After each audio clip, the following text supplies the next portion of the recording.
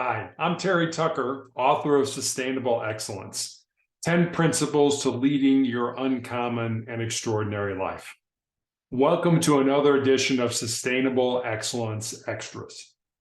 Today, I'd like to talk with you about S.F. Porter, who was one of the most influential writers who ever dispensed middle-class investment advice. So here's the backstory. Sylvia Feldman had been enrolled at Hunter College only a month when the stock market crash of October 1929 wiped out her mother's nest egg of $30,000. There was no money to pay the mortgage on their Brooklyn home. Like many families in the same situation, the Feldmans simply walked away from the house and let the bank take it back.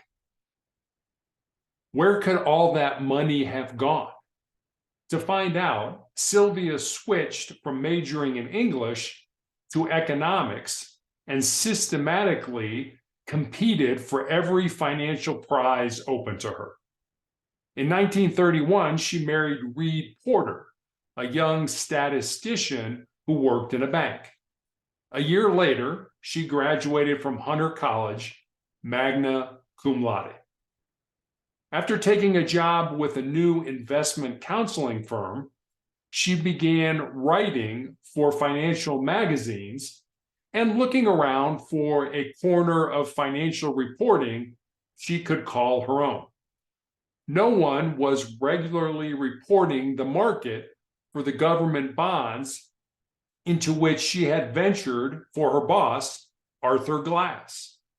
So in 1935, she started writing a column on the bond market for the American Banker. While she was writing the bond column, she was freelancing for the financial department of the New York Post newspaper. She landed a permanent job on the Post the hard way. In a budget move, the Post fired its entire financial department at noon one day in August 1938. At 4 p.m., Sylvia was in the office of the editor-in-chief suggesting that she write a column to be called Financial Postmarks. He agreed to give it a one-week trial, provided she would also do the work of all the men who had been fired. The column succeeded so well that the Post later rewarded Sylvia with a byline of sorts by changing the column's title to S.F. Porter Says. Bushels of mail arrived for Mr. S.F. Porter. Sylvia soon became too good a secret to keep. In 1942, the Post revealed that S.F. was actually Sylvia Porter, shattering the stereotype that the financial world was restricted to men. Sylvia's influence steadily increased. The affluent post-war years were the right time for a column addressed to the millions who had never before had money to invest.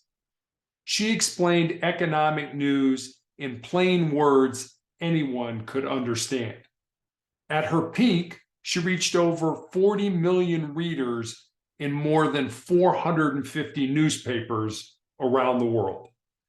Before she died in 1994, Sylvia Porter had published many books, established her own magazine, and had become the most popular financial columnist of her time. Leave me a comment about your thoughts on how Sylvia Porter became so influential to so many people. And also let me know where you get your financial advice. Also, please head over to motivationalcheck.com to get your daily dose of inspiration and motivation. Thanks for watching, and I'll see you next time.